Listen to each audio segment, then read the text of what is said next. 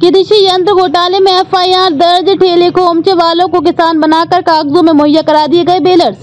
कृषि विभाग में तैनात एक कर्मचारी समेत कृषि यंत्र वितरक 4 फर्मों पर दर्ज कराई गई एफआईआर। कंपनियों ने 209 बेलर्स की सप्लाई किसानों को दर्शाई, जबकि महज 59 किसानों के पास बेलर्स पहुंचे। कृषि यंत्रीकरण स्कीम की आड़ में की गई करोड़ों रुपए का करप्शन। करोड़ों रुपए की सब्सिडी डकार गए कृषि उपकरण वितरक फर्म और कृषि विभाग के अधिकारी। डिबाई और खुर्जा की 4 फर्मों को दी गई थी कृषि यंत्रीकरण स्कीम के तहत बेलर्स वितरण की जिम्मेदारी। बुलंदशहर सिटी कोतवाली में धोखाधड़ी और दस्तावेजों में गड़बड़ी की धाराओं में दर्ज की गई एफआईआर। देखिए, मैं भारतीय किसान यूनियन किसान शक्ति का राष्ट्रीय संगठन महामंत्री हूँ और वे इसमें अगस्त 2022 से लगा हुआ हूँ। अगस्त 2022 में हमने इसमें ज्ञापन देना शुरू किया और तब से लेके आज ये कार्रवाई हुई है। हालांकि हमने शासन प्रशासन से ये मांग की थी कि केवल बेलर नहीं, इसमें तमाम जो कृषि उपकरण हैं जिन पे किसी जैसे ट्रैक्टर था तो उस समय ट्रैक्टर पे 40% सब्सिडी मिल रही थी, रूटावेटर था, कल्टीवेटर था, सीड मशीन थी, कंबाइन मशीन थी। कंबाइन मशीन पे 60% सब्सिडी थी, जिसकी कॉस्ट कंबाइन मशीन की 30 लाख है और 60% सब्सिडी यानी आधे से भी कम में वो मशीन दी जा रही थी। लेकिन केवल और केवल बेलर की जांच इनके द्वारा की गई है और बेलर की जांच भी ये आधी अधूरी है। जो एफआईआर हुई है इसमें कई अधिकारी इन्होंने अभी भी बचाने की कोशिश की है। जैसे एक अधिकारी हैं उप कृषि निदेशक धनंजय सिंह वो अधिकारी हैं जो इसमें पूरे प्रकरण में संलिप्त है और उन्होंने जो है मुझे खरीदने की कोशिश की और जब मैं नहीं बिका तो उन्होंने मुझे जान से मारने की धमकी भी दिलवाई गुंडों से, जिसकी एफआईआर दर्ज हुई, चार्जशीट लगी और गुंडा एक्ट में कुछ लोगों के खिलाफ कार्रवाई भी हुई है उसमें। तो बेलर पे मैं बेलर पे ही आ रहा हूँ, ये मेन तो बेलर ही है। बाकी बेलर के अलावा मैं ये बता रहा हूँ कि कृषि विभाग बेलर के अलावा तमाम जितने कृषि उपकरण थे उन पे तमाम पे घोटाला हुआ है। तो बेलर पे जो घोटाला ये हुआ है इसमें आधी अधूरी एफआईआर हुई है अभी। और इन्होंने जो कहा है कि इनमें किसानों से जो रिकवरी के लिए कहा गया है एफआईआर में, ये बिल्कुल निराधार है, निराधार गलत है।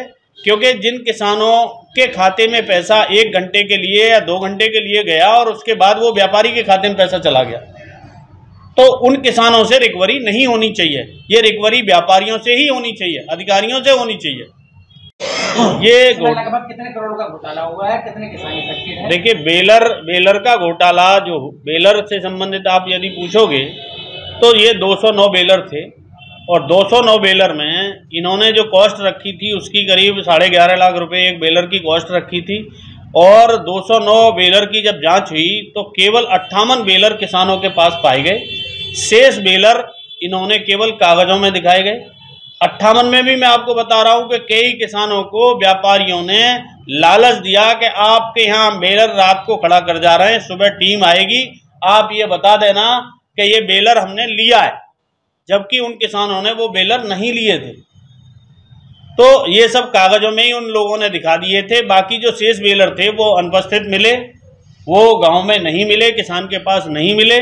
तो इतना बड़ा घोटाला तो ये बेलर का ही है। लेकिन यदि सारे कृषि उपकरण घोटाले को मैं जोड़ लूं तो ये 220 करोड़ का घोटाला है, 220 करोड़ का, जो इन व्यापारियों ने किया। बेलर के घोटाले को कितने करोड़ रुपए का मानते हैं? बेलर का घोटाला आप 209 और 58 केवल मिले हैं। 58 के बाद जो शेष बचे हैं उसे मल्टीप्लाई कर लीजिए आप 11 से 11.5 से, तो ये इतना बड़ा घोटाला ये बेलर का है। अच्छा, और किस तरह की मांग आप आगे? नहीं, हमारी ये मांग है कि एक तो ये किसान से जो रिकवरी के लिए कहा गया है वो रिकवरी किसान से न की जाए और उसमें कई अधिकारियों को, जैसे मैंने अभी बताया कि धनंजय सिंह जैसे भ्रष्ट अधिकारियों को बचाने का प्रयास किया गया है, तो ऐसे भ्रष्ट अधिकारियों को भी इसमें लिया जाए। और यदि ये यहाँ से संभव पहले भी नहीं था, आगे भी मुझे ये लग रहा है कि फिर हमें लोकायुक्त की शरण में जाना पड़ेगा लखनऊ और वहाँ से ही ये संभव होगा। अरे जिन लोगों को बेलर दिया गया था वो पात्रता की शर्तें क्या थी? बेलर में पात्रता की शर्तें ये थीं कि जो किसान ट्रैक्टर ले रहा है उसको एक बेलर देंगे, उस पर 80% सब्सिडी देंगे और ट्रैक्टर पे हम 40% सब्सिडी देंगे, ये पात्रता थी। लेकिन उन्होंने ऐसे लोगों को भी बेलर प्रोवाइड करा दिए गए जिनके नाम पे 1 इंच जमीन नहीं थी, 1 इंच जमीन नहीं थी, जो डिबाई में केले का ठेला लगा रहे थे, जूस का ठेला लगा रहे थे। उन पे केवल जो अपना 35 वर्ग गज में मकान है उसके अलावा कोई जमीन नहीं थी। उनकी 15-15 बीघे की खतौनी बनवा दी गई इन भ्रष्ट व्यापारियों और अधिकारियों के द्वारा। और उनको जो है प्रधानमंत्री सम्मान निधि भी उनके खाते में आई 6-6 महीने, 6-6 बार, 6-6 महीने नहीं, 6 महीने में तो आती है ही, 6-6 बार बाहर सम्मान निधि भी आ गई उनके खाते में। जबकि आज भी ऐसे किसान तमाम हैं, जब से ये प्रधानमंत्री सम्मान निधि किसानों को देना शुरू हुई है आज तक काफ़ी किसानों के खाते में नहीं आई है, जबकि उन पर ज़मीन है, उन पर खतौनी है। तो इसमें कहीं ना कहीं जो कृषि विभाग के अलावा जो और विभाग आते हैं वो भी इसमें सम्मिलित हैं, जैसे बैंक कर्मचारी इसमें सम्मिलित हैं और जो तहसील स्तर के कर्मचारी इसमें सम्मिलित हैं। जब किसान सम्मान निधि आती है तो उसमें लंबा प्रोसीजर होता है। अब तो केवल कृषि विभाग का कर दिया है, लेकिन जब ये शुरू में हुआ था उस समय एक लेखपाल गांव में आता था, खतौनी देखता था, खतौनी की कॉपी लेता था और प्रधान भी साथ में बैठते थे। प्रधानों के साथ बैठ के उसकी लिस्ट तैयार कराई जाती थी, प्रधान जी भी मोहर लगाते थे और उसके बाद उसमें लेखपाल की रिपोर्ट लगती थी, फिर कानूनगो की रिपोर्ट लगती थी, फिर नायब तहसीलदार की लगती थी, फिर तहसीलदार की लगती थी। तब कंप्यूटर ऑपरेटर द्वारा उसको चढ़ाया जाता था, तब सम्मान निधि मिलती थी।